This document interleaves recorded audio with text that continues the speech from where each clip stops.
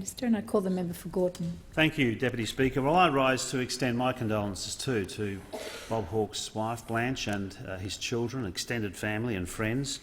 I'd also like to make reference to Craig Emerson, a long-time friend of Bob's and someone who really was very supportive in his time in recent years, supporting him and Blanche through a very difficult period. You could spend so much time talking about Bob Hawke. We've only got limited time, of course, and everyone wants to contribute in this place. But I can't recall a time in my life when I don't remember Bob Hawke. As a child, I could remember him on television as the Larrikin Union leader. Well before he was Prime Minister, I could remember him vividly on television, often on the news, often being there involved in national disputes, and most usually looking to reconcile those great disputes. A person, a public figure, already well before Deputy Speaker, he had entered this place, and it was a very unusual thing to think that someone could have such a fully formed public presence before entering this place, but Bob Hawke had that. And I think what has been touched upon, but not enough so far in this important motion, is the importance of his role as a union leader before he became a Member of Parliament and, of course, the Prime Minister of this great nation. He was, at first, a researcher, a forensic researcher, at the age of 29 in 1958 of the ACTU. And he, of course, was someone of a different nature, of a different calibre perhaps, but certainly of a different time than many of the people he was surrounded at the ACTU. A Rhodes Scholar, university educated, and indeed surrounded by men, and indeed it was men then, in 1958, that were self-educated, that had been deprived the opportunities of education, that had come from the wrong side of the tracks, working-class families, and of course did not have the same opportunities as others back then. But he was always of the view that these self-educated union officials helped inform his worldview well before he came to this place. You think about it in these terms. He spent just over 11 years in Parliament. He spent 22 years in the union movement as a researcher, then a brilliant, compelling and persuasive advocate on behalf of the union movement, and finally for 11 years as the union leader of the ACTU, and provided, and I think that was very much an important part of his experience that provided him the ability to be such a great Prime Minister, to be such a great chair of a Westminster cabinet, and indeed fulfil a remarkable legacy. And you could spend all of your contribution in this debate, to this motion, discussing one reform of the Hawke government, because there were so many. The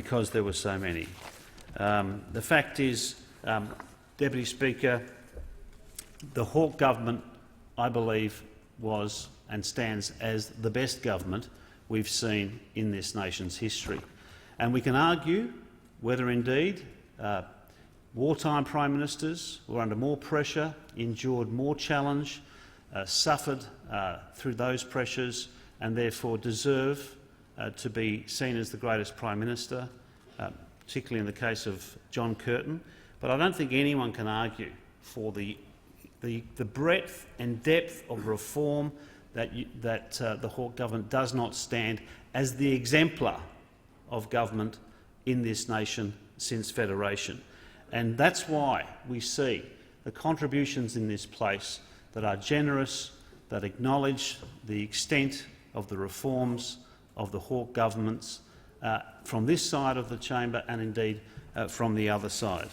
I mean, there are so many things you could touch upon, and I just want to repeat some, and others I might want to touch upon that haven't been emphasised. Opening up our economy to the world, floating the dollar, establishing the Accord, which was absolutely instrumental to the reforms of the Hawke governments. Without the Accord, the social wage could not have happened. without the consensus with the union movement and the business community, we could not have seen these fundamental reforms happen in this nation. It was Bob Hawke, of course relying upon his friends in the union movement, but reaching across to the business community and saying, you have a national obligation to help restructure our economy so we can modernise this nation in the nation's interest. And it was that leadership that is so outstanding that allowed many of these reforms. I go on, the creation of Medicare. Remember, that's the return of universal health care after the abolition of Medibank by the previous Conservative government, and we should not forget that. Recognising Uluru, saving the Daintree, ensuring the Franklin flows, protecting the Antarctic. There are so many, improving the retention rates of Year 12 students from 30 to 80%. That transformed the opportunities for young people to access tertiary education, opening up universities so that people could become better skilled, better educated, and indeed for themselves an important thing, but of course important for this nation to have a knowledgeable and skilled workforce. These things happened under the Hawke government, and they were not things that necessarily would have happened if there'd been another government of another hue. Now, I respect and I acknowledge the sincere condolences that have been expressed from the Prime Minister and other government members today. I believe they're sincere, and I appreciate the contributions being made today. But I think it's important to note that we should not allow history to be revised to the point where we would assume that what would have happened under the Hawke era would have happened if there'd been a Conservative government in its stead. That is not the case. As the member for Hindmarsh mentioned, we were in the world of Ronald Reagan and Margaret Thatcher. We had trickle-down economics, we had the radicalism of the right, we had Milton Friedman, the economist, who became the orthodox view of those governments, and Bob Hawke and Paul Keating did not ascribe to that view, and nor did, of course, the Labor Party. We took a different path. We included people in the process. We wanted to make sure that everybody gained. That was not indeed the approach taken by Conservative governments around the world at that time. And of course there were differences. They may have changed over time, but the floating of the dollar was not supported by Bob Hawke's predecessor, Malcolm Fraser.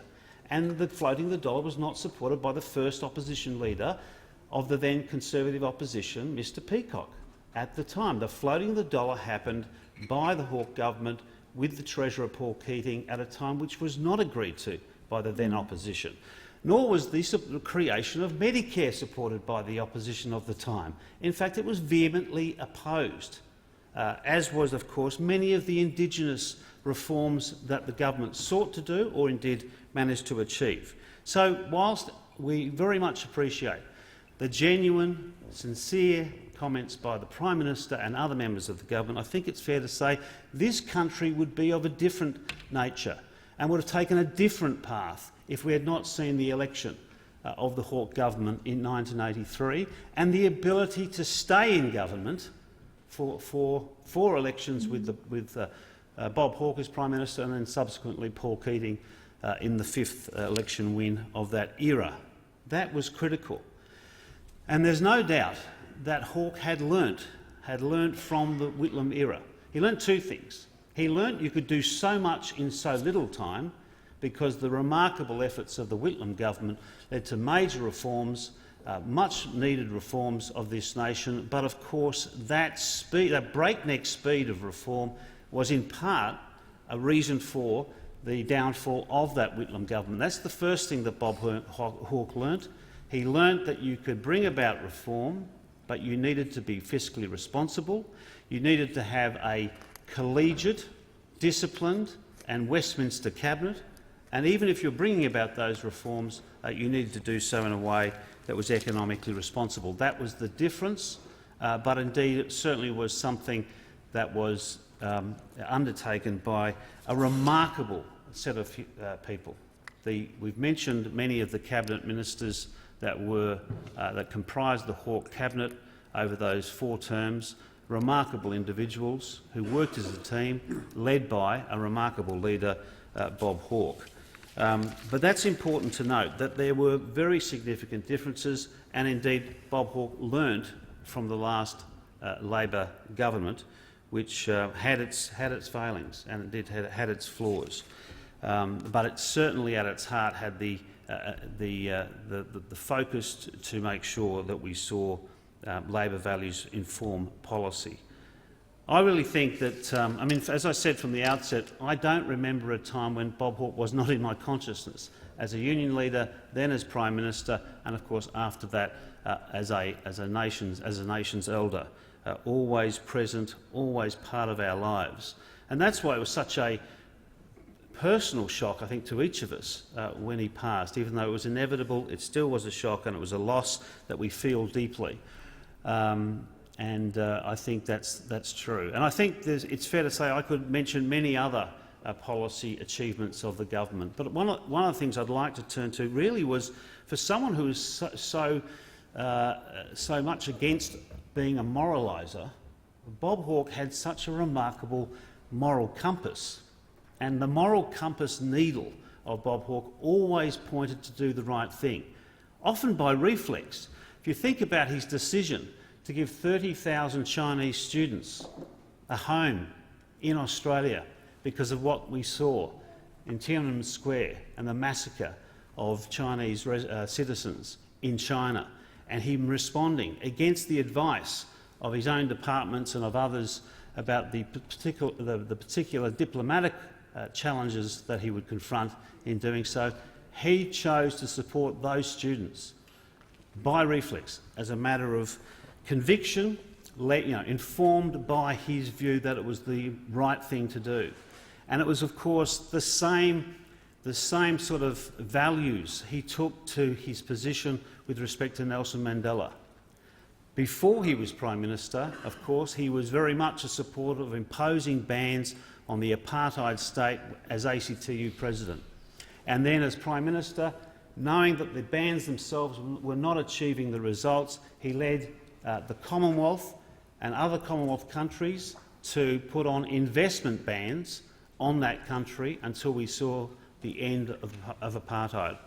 And my colleagues have already mentioned the great appreciation that Nelson Mandela had expressed to Bob Hawke after his release. We were the first non-African country that Nelson Mandela visited after his release, Deputy Speaker.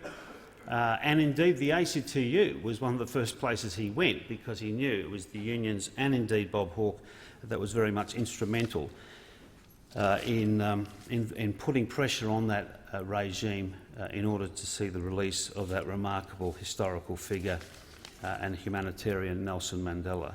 I mean, these are the achievements of a great leader, and Bob Hawke should be remembered in that manner.